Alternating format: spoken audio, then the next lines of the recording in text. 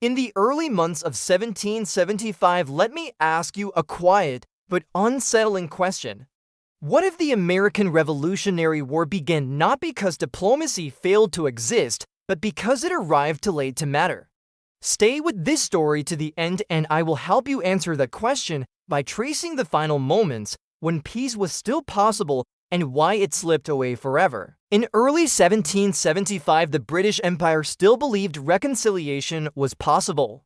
In London, the crisis in the American colonies was seen not yet as a full rebellion, but as a dangerous political dispute that might still be contained through compromise.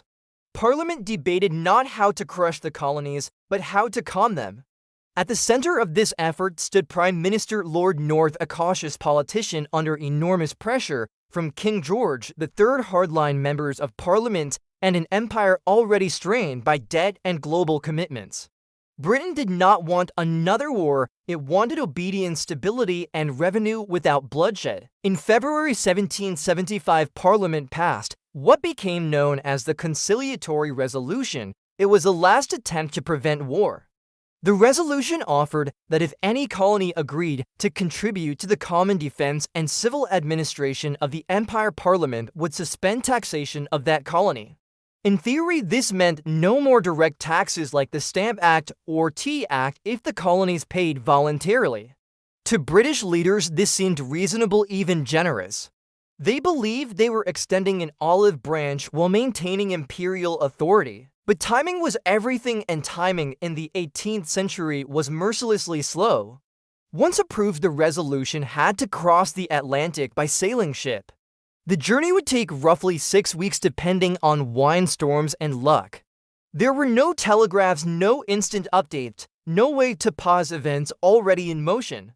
Decisions made in London existed in isolation from realities unfolding in America. While Parliament debated peace, the situation in Massachusetts was already spiraling toward violence. For years, Boston had been the epicenter of resistance to British rule. British soldiers occupied the city. Colonial leaders organized committees of correspondence to spread news and coordinate opposition. Militias trained quietly across the countryside, storing weapons and gunpowder. Trust between colonists and royal authority had eroded to almost nothing. By early 1775, General Thomas Gage, the British military governor of Massachusetts, faced an impossible position. He commanded several thousand professional soldiers, but controlled little beyond Boston itself. Outside the city, colonial militias, known as Minutemen, drilled openly. Gage received orders from London to restore order, but also to avoid unnecessary violence. These instructions were contradictory and deeply unrealistic. In America, no one knew about the Conciliatory Resolution. Colonial leaders had no reason to believe Britain was backing down. What they saw instead were redcoats guarding streets, closing ports, and enforcing laws passed without colonial consent. Years of petitions, protests, and boycotts had produced little change. Too many colonists, the window for peaceful reform already seemed closed. In April 1775, Gage decided to act. He ordered troops to march from Boston to Concord to seize colonial military supplies. The operation was meant to be swift and discreet. It was neither. Writers like Paul Revere and William Dawes spread the alarm through the countryside. Militia units assembled before British troops arrived. On April 19, 1775, shots were fired at Lexington and Concord. No one knows who fired first, but it no longer mattered. British soldiers and colonial militiamen exchanged gunfire. Men fell dead and wounded. By the end of the day, nearly 300 British casualties lay scattered along the road back to Boston. The war had begun. When news of the fighting reached London, it arrived in fragments, weeks late, carried by ship across the Atlantic. Even more tragically, the Conciliatory Resolution was still at sea, moving steadily toward a continent already in flames. By the time colonial leaders would read its words, blood had been spilled. Trust had been shattered. Compromise had become politically impossible. This delay exposed one of the great structural weaknesses of the British Empire. Decisions were centralized thousands of miles away. Governors and generals in America acted without real-time guidance. Parliament debated theoretical solutions while conditions on the ground demanded immediate action. The empire moved slowly while events moved fast. Colonial leaders reacted to Lexington and Concord with shock but also resolve. The Second Continental Congress convened in Philadelphia in May 1775 not to declare independence, but to manage a war already underway. Delegates still spoke the language of loyalty to the king, yet they authorized the creation of a Continental Army. George Washington was appointed its commander. These were not the actions of men expecting reconciliation. When the Conciliatory Resolution finally reached America, it was received with suspicion and anger. Many colonists viewed it as a trick. It offered no repeal of the coercive acts. It required colonies to tax themselves without representation in Parliament. Most importantly, it came after British troops had already fired on colonial militiamen. Diplomacy that arrives after bloodshed rarely succeeds. The slow pace of 18th century communication ensured that Britain was always reacting to the past. By the time Parliament learned of colonial responses, circumstances had changed. Each delay hardened positions, each misunderstanding deepened mistrust. What might have been a workable compromise in 1774 became meaningless in the spring of 1775. This moment marked a tragic convergence of misjudgment, timing, and pride. British leaders underestimated colonial unity and resolve. Colonial leaders underestimated how slowly imperial systems could change. Both sides believed the other would eventually yield. Neither side fully grasped how close they were to a point of no return. The American Revolutionary War did not begin with a grand declaration or a single villain. It began in the gap between intention and reality. It began with a message that arrived too late, carried across an ocean that cared nothing for political urgency. By the time diplomacy reached American shores, history had already chosen a different path. At the end of this story, we will return to that opening question and answer it clearly. Was war inevitable, or was peace lost to delay and misjudgment? To understand that, we must now move from letters and resolutions to camps and cannons, from political debate to battlefield reality. In the late spring of 1775, another question quietly hangs over the unfolding crisis. How does a protest movement transform into an army willing to stand its ground against the most powerful military force on Earth? Watch closely, because by the end of this segment, you will understand how symbols, pride, and miscalculation turned resistance into open war. After Lexington and Concord, the conflict did not pause, it accelerated. The countryside around Boston erupted in activity as thousands of colonial militiamen poured toward the city. Farmers, craftsmen, and shopkeepers left their homes carrying muskets, powder, horns, and whatever supplies they could gather. They did not march as a unified army. They came as local units loyal to their towns and commanders. Yet their intent was unmistakable. British authority would be challenged by force. Boston soon found itself effectively besieged. British troops under General Thomas Gage remained confined to the city and its immediate surroundings.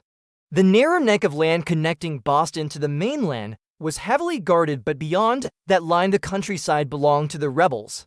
Roads were watched, supply lines threatened, and British foraging parties harassed. This was not yet a formal siege, but it was a powerful statement.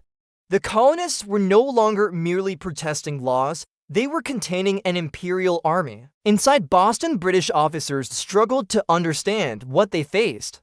They viewed the colonial militias as undisciplined amateurs incapable of standing against professional soldiers. This belief was rooted in European military tradition, where training, uniforms, and drill defined effectiveness. British commanders assumed that one decisive show of force would scatter the rebels and restore order. Outside the city, colonial leaders were learning fast. The shock of real combat forced rapid adaptation. Militias began coordinating across colonies. Committees organized supplies. Powder and cannon were seized from local arsenals. Experience from the French and Indian War only a decade earlier had taught many colonists how to fight irregularly using terrain, cover, and mobility. They knew they could not win by European rules, but they could exhaust and frustrate their enemy. In June 1775, intelligence reached colonial leaders that the British planned to break out of Boston by seizing high ground on the Charlestown Peninsula.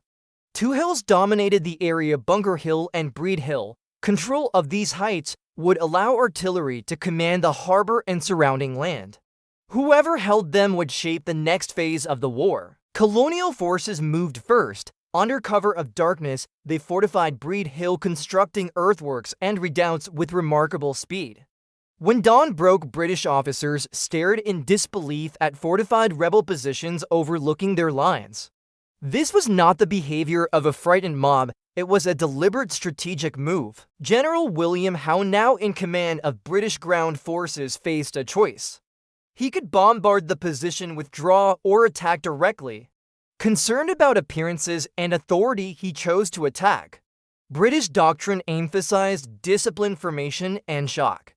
The assumption was that colonial militia would break under a determined assault. On June 17, 1775, British troops advanced uphill in tight ranks under heavy fire. Colonial defenders waited until the attackers were close, conserving precious ammunition. When they fired, the effect was devastating. Entire ranks of British soldiers fell, officers were killed. Attack stalled and regrouped only to advance again. The fighting at what became known as the Battle of Bunker Hill shocked both sides. The British eventually took the hill, but only after repeated assaults and severe losses. More than 1,000 British soldiers were killed or wounded, nearly half the attacking force. For a professional army, this was catastrophic. Colonial forces withdrew not in panic but in order. They had run out of ammunition, not courage. This mattered deeply. Word spread rapidly through the colonies. The British could be resisted. Redcoats were not invincible. Farmers and tradesmen had stood their ground against the empire and survived. For British commanders, the victory felt hollow. They held the ground, but at a cost that could not be sustained. The battle forced a painful reassessment. This was not a short police action. It was the opening of a major war against a population willing to fight. Psychologically, the battle marked a turning point. Colonists who had hesitated now committed. Neutral observers chose sides. Recruitment increased. Supplies flowed toward the rebel camp. The Continental Congress moved closer to full military organization, even while still professing loyalty to the king. British morale suffered. Officers wrote home describing unexpected resistance and alarming casualties. Confidence eroded. The belief that the rebellion could be crushed quickly faded. London would eventually understand that more troops, more money, and more blood would be required. This transformation from protest to battlefield reality was not inevitable, but it was accelerated by pride and misunderstanding. British commanders believed authority required decisive action. Colonial leaders believed survival required defiance. Each move reinforced the other. The hills outside Boston became symbols far greater than their physical size. They represented the moment when words gave way to gunfire and when both sides crossed a psychological threshold. After Bunker Hill, compromise no longer felt honorable. Victory or defeat became the only acceptable outcomes. As we move forward, the question becomes even more unsettling. What happens when one side wins a battle but loses confidence and the other loses ground but gains belief? The answer lies in how early victories and early losses reshaped the war itself. In the early summer of 1775, a troubling question emerged from the smoke of battle. What if victory on the battlefield could still feel like the beginning of defeat? Stay with this part of the story, because by the end you will see how success measured in ground taken meant far less than confidence gained, and how the war crossed an irreversible psychological line. After the Battle of Bunker Hill, Britain technically held the field. The Union Jack still flew over the heights near Boston. Official reports framed the engagement as a successful assault against rebel fortifications. Yet beneath these formal declarations, something far more dangerous was taking shape. Doubt had entered the British command structure, and it spread quickly. British officers understood numbers. Casualty lists were impossible to ignore. More than 1,000 professional soldiers had been killed or wounded in a single engagement against colonial militia. Many of the fallen were experienced veterans of European wars. These losses could not be easily replaced. Each dead officer represented years of training and institutional knowledge. For General William Howe, the battle was deeply unsettling. He had executed the attack according to established doctrine and still suffered devastating losses. The colonial defenders had not broken as expected. They had adapted to British tactics using terrain patience and fire discipline. This was not the kind of enemy British forces were trained to suppress quickly. Within the British ranks, confidence eroded. Soldiers whispered about rebel marksmanship. Officers hesitated before ordering further assaults. The assumption of moral and professional superiority no longer felt secure. Victory had come at a high cost, and the implications were terrifying. On the colonial side, the psychological effect was the opposite. Although they had withdrawn, the battle felt like a triumph. Militiamen returned to their camps with a new sense of identity. They had faced British regulars head-on and survived. They had inflicted serious damage. The myth of British invincibility was shattered. This shift in perception mattered more than territory. Confidence became a weapon. Recruitment surged as men who had doubted the cause now believed resistance was possible. Colonial newspapers spread exaggerated but inspiring accounts of British losses. The narrative of the war began to change from hopeless rebellion to achievable defense. George Washington arrived in Cambridge shortly after the battle to take command of the Continental Army. What he found was not a unified force, but a collection of militias bound together by shared experience and growing belief. Washington understood discipline mattered, but he also recognized morale as the foundation of endurance. Bunker Hill had given his army something priceless: proof. For Britain, the battle forced strategic reevaluation. Reinforcements were requested. German mercenaries would soon be considered. Naval power alone would not win the war. The rebellion was larger, more organized, and more determined than anticipated. What had been expected to end quickly now threatened to consume years. The psychological threshold crossed at Bunker Hill extended beyond the battlefield. Neutral colonists who had hoped to remain uninvolved were pushed toward a decision. Many concluded that British power was no longer absolute. Choosing the rebel side no longer felt like choosing certain defeat. British political leaders in London received delayed reports that softened the reality of events. Yet even filtered through official language, the message was clear: suppression would be costly. Lord North reportedly lamented that the war would be long and ruinous. Still, retreat was politically impossible. Authority, once challenged, demanded response. This moment revealed the tragic logic of early Revolutionary War combat. Each side interpreted the same event in opposite ways. Britain saw warning signs of an expensive conflict. The colonies saw evidence of potential victory. These interpretations hardened resolve on both sides while pushing reconciliation further out of reach. Violence now carried momentum. Each casualty demanded justification. Each sacrifice required meaning. Compromise after bloodshed felt like betrayal to the fallen. The war was no longer only about policy or rights. It was about honor, loss, and survival. The Battle of Bunker Hill became a reference point in memory and rhetoric. For colonists, it was proof of courage and capability. For Britain, it was a reminder that empire could bleed. The battle reshaped how each side viewed itself and its opponent. From this point forward, the conflict was no longer experimental, it was existential. Britain could not easily withdraw without signaling imperial weakness. The colonies could not easily surrender without abandoning the belief they had earned in blood. This is why early victories can feel like defeat and early withdrawals can feel like triumph. War is not measured only in land or flags. It is measured in belief, and belief once awakened cannot be easily suppressed. As we move toward the final phase of this story, the consequences of that shift become unavoidable. Authority begins to crumble, illusions fall away, and the last fragile hopes for reconciliation make one final appearance before vanishing entirely. In the late summer of 1775, the final question presses hardest of all. What happens when an empire realizes that authority has slipped away not in theory, but in practice? Stay with this final segment, because it reveals the moment when illusion collapsed and Britain accepted that rebellion had become war. After Bunker Hill, British control outside major cities deteriorated rapidly. Royal authority still existed on paper, but across much of the countryside it was no longer enforced.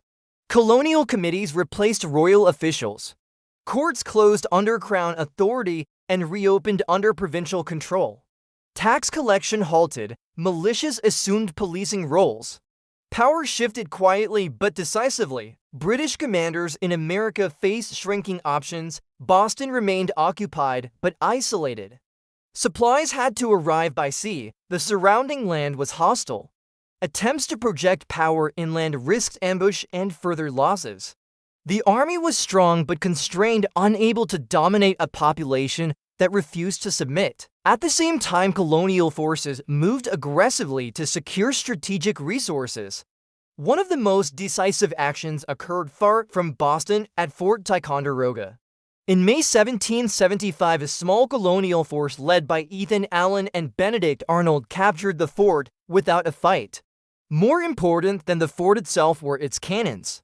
Heavy artillery desperately needed to challenge British positions was now in colonial hands. These cannons would later be dragged across frozen terrain to Boston, an extraordinary logistical feat that forced British evacuation of the city in early 1776. But even in 1775, the capture of British military assets signaled something profound.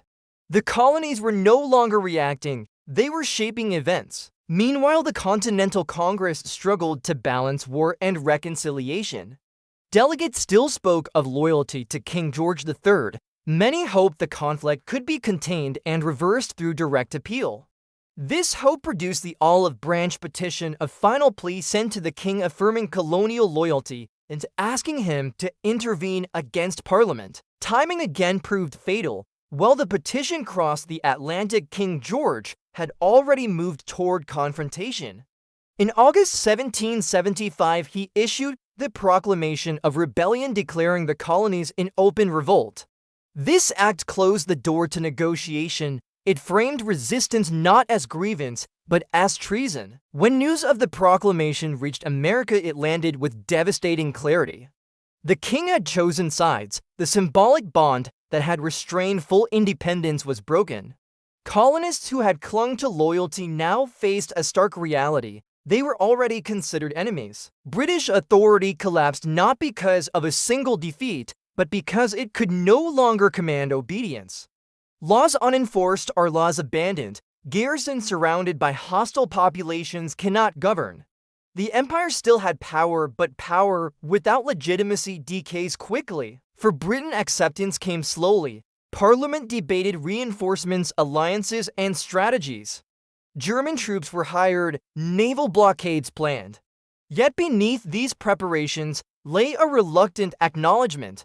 The conflict was no longer a colonial disturbance, it was a full-scale imperial war. The illusion that reconciliation could follow force faded. Each British escalation confirmed colonial fears. Each colonial victory hardened British resolve. The cycle fed itself. War became self-sustaining, driven by fear, pride, and the need to justify past sacrifices. By the end of 1775, the shape of the future conflict was clear. Britain would fight to preserve empire. The colonies would fight to define their own authority. Neutral ground vanished. Loyalty demanded choice. This moment marks the true beginning of the American Revolutionary War, not with a declaration, but with recognition. Britain recognized it could not rule without conquest. The colonies recognized they could not submit without surrendering everything they had become. Return now to the question that opened this story. Did diplomacy fail, or did it arrive too late to matter? The answer is both. Peace was possible once, but delay, mistrust, and early bloodshed destroyed the conditions required for compromise. Messages crossed oceans while events crossed thresholds. By the time words arrived, guns had already spoken. History often turns not on intent but on timing. In 1775, the Atlantic Ocean was wide enough to swallow peace. What emerged on the other side was war.